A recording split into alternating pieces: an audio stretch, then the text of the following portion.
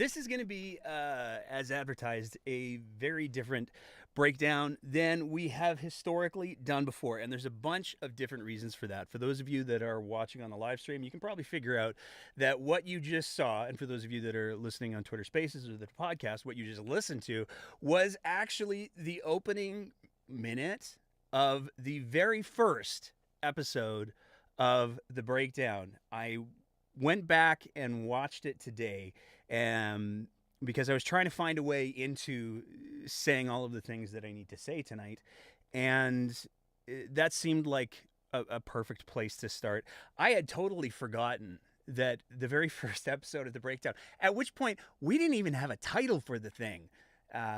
We had a maybe working title, but we didn't know what we were doing. It started with the Danielle Smith joke, and here we are, 3.5 years later, and we're still dealing with that. Um, but yeah, there's a lot of people who have followed the breakdown. There's a lot of people who've listened to the breakdown. There's a lot of people who've supported the breakdown, and tonight is going to be a bit of an ask.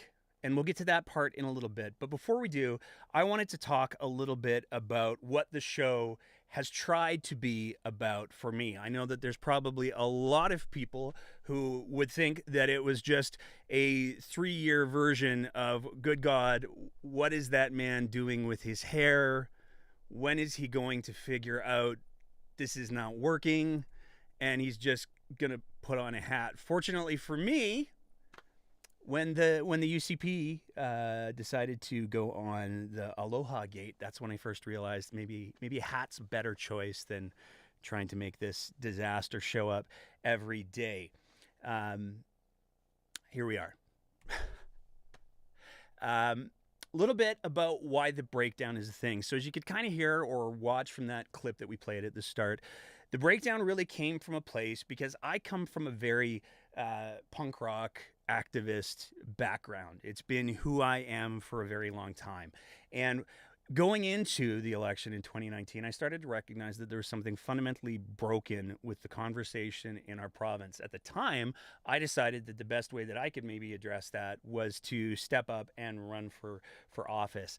As that clip acknowledged, didn't work out super great. But I think in a lot of ways that it did, because after I got my ass kicked in that election, I realized that I had had a lot of conversations with people in that campaign. And while there were issues that I was aware of, I didn't really get how severely some of the decisions that the powers that be make impact people. I didn't really get just how serious the situation was for a lot of people. That first episode, the things that we talked about, it's a short episode. I think it has like 21 views on the YouTube. So if you want to go give it some love after this and make fun of how very young I looked 3 years ago, we talked about issues that we've still been talking about. We talked about GSAs. We talked about LGBTQ2S plus rights. We talked about AISH. We talked about education funding. One of the reasons why that episode was filmed in a field was because we were trying to advocate in part for a new high school for the community that I live in, because at the time, that was an issue that was really, really important to me. Now, that school is being built, so we've moved on from the field. But this whole process of doing the breakdown has been a huge learning curve. And there's some things that I want to clarify before we get into the next. I don't know if the word is evolution or what, next stage of the breakdown. And there's some things that I have to say. So I know that a lot of people associate the breakdown with me, and I get that I'm the primary public face of the breakdown for a lot of people. But I cannot overstate how much so many other people have contributed to making this show a thing over the years. There have people who have done research. There have people who have helped with FOIP requests. The puppets, I'm not talented enough to make those by any stretch. I have a semi-regular co-host, Aaliyah, who has, COVID happened. It's made it harder to film stuff together. But she has been an integral part of the show since pretty much day one. I would be remiss if I didn't give a shout out to the person who worked as my co-producer and the person who was very, very good at telling me when I was sucking. He moved away, and that has been a learning process. But Gurjot, he's credited for many, many of the episodes for the first couple of years. And at the end of the day, the show wouldn't be possible without you guys, without the people who are listening. And I know that there are people who like to make fun of the From the DMs bit, but the From the DMs have been a huge part of what has allowed the Breakdown to accomplish some of the things that we've been accomplishing. The ethos of the Breakdown is fundamentally about calling out bullshit. And I'm going to get my punk rock language on a little bit tonight, so bear with me. But it's also been about trying to elevate people and the concerns and using the privilege that I know I have. And I need to be really clear about that. One of the biggest lessons that has been going on for me personally over the last couple of years is recognizing the insane amount of privilege that I have and trying to figure out, how do I wield that effectively? How do I use that to try to make some change? And for the last couple of years, a big part of it has been trying to say through the Breakdown, look, there's some things that we need to talk about. One of the other big things that came out of the election for me was the reality that there's so many complex issues that are really, really hard for people to access. And coming out of COVID, one of the things that we've seen is there are no shortage of bad faith actors who will manipulate information to try to get people angry because they can monetize the hell out of it, and they can pay for fancy trips, and they can take advantage of people. And a big part of the impetus for the Breakdown, and a big part of what we've been trying to do for the last little while, has been trying to say, let's talk about what's actually going on. And I think, to the credit of everybody who's been involved, and again, I really can't overstate how much of the show is made possible because of people who aren't me. We've done that. We uncovered the funneling of money for mask purchases to donors. We then open sourced all of that FOIP information to real journalists. Anybody who wanted access to it could have it, because as we've said since day one, we're not journalists. We've highlighted a lot of stories that would otherwise have fallen through the cracks, whether it has been the privilege of being able to go on a walk along with harm reduction groups, whether it's been, and this one was one of the, I knew this was going to happen. One of the biggest ones for me was the thread of DMs from teachers, where they were sharing their frustrations with the education system and its failure, and being trusted with that, and being trusted to protect their anonymity, but to still get their feelings out to a larger audience. That is one of my proudest moments doing the Breakdown. We were the first to run the Sky Palace photos. So that was fun too.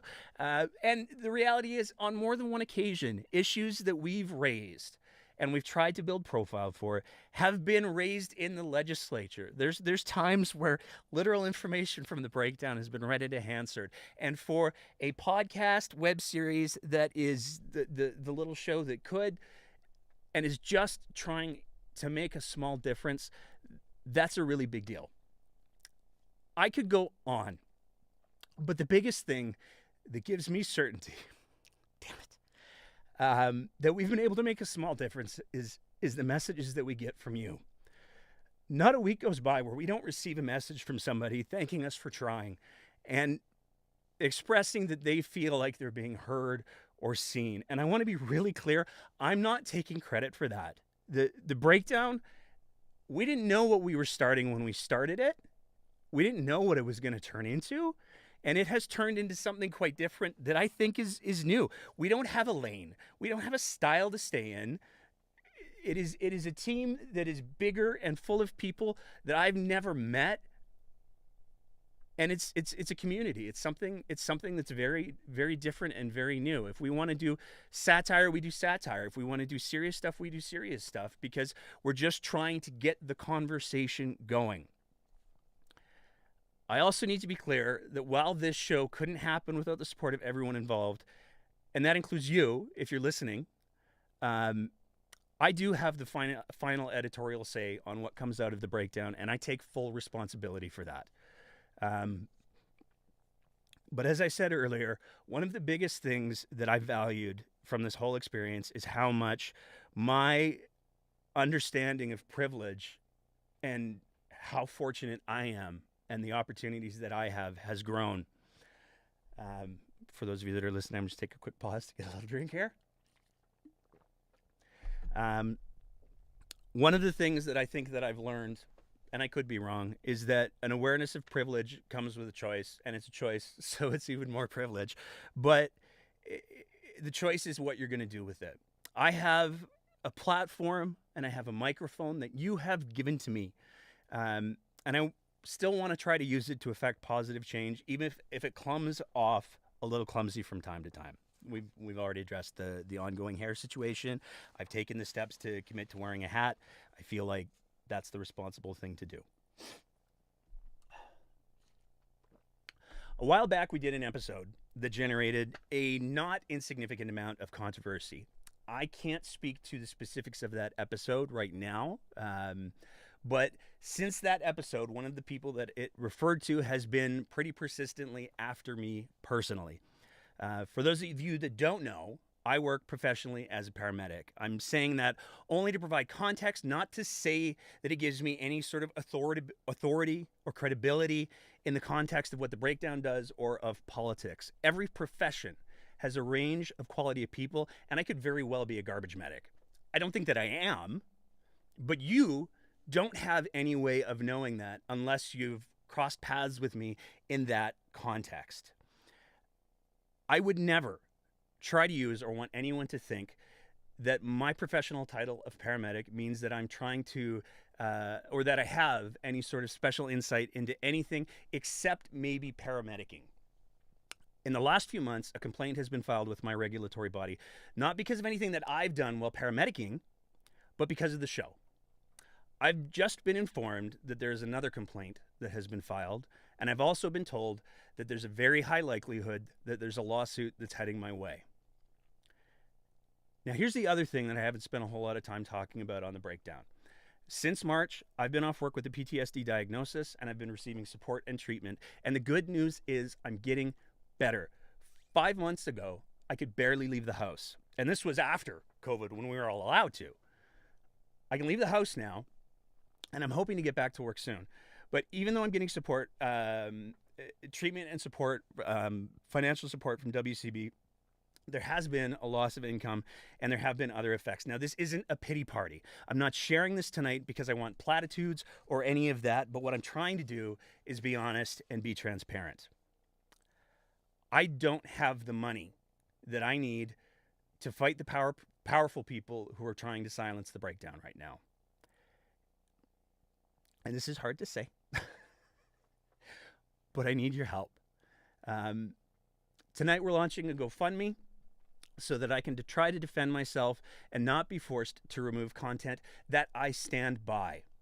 I want to be clear, this fund is only for legal fees and to create a retainer in case somebody wants to sue me in the future. Anything that's left over, anything will be donated to harm reduction efforts and domestic violence organizations that I've had the privilege of meeting and interacting with since the show started. And that's really it. I know that my privilege has put me in a place where I can try and stand up. And I believe that if we're ever going to make any changes in our society, people with privilege need to be willing to stand up and accept some jeopardy on their own by their choice.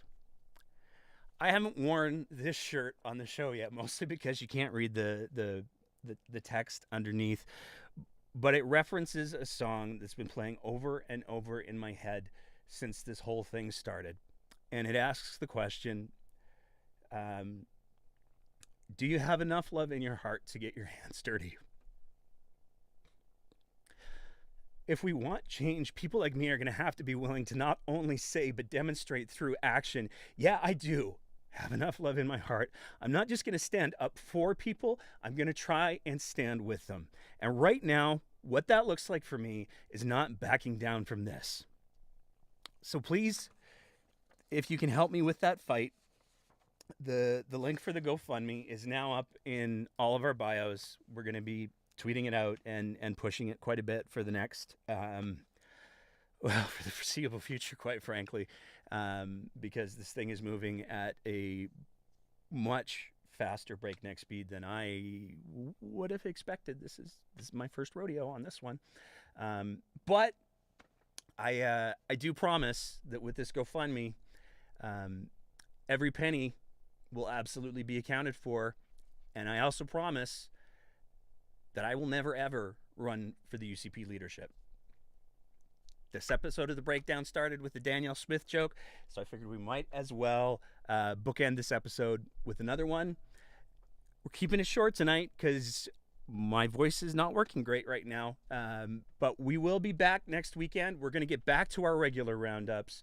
We're going to have Deirdre back next week. We're already putting together a production for October 6th because it's coming up real fast and things are going to be changing in the province. But tonight's just not the night for that. I want to say thank you to everybody who's been a part of the show, who's listened, and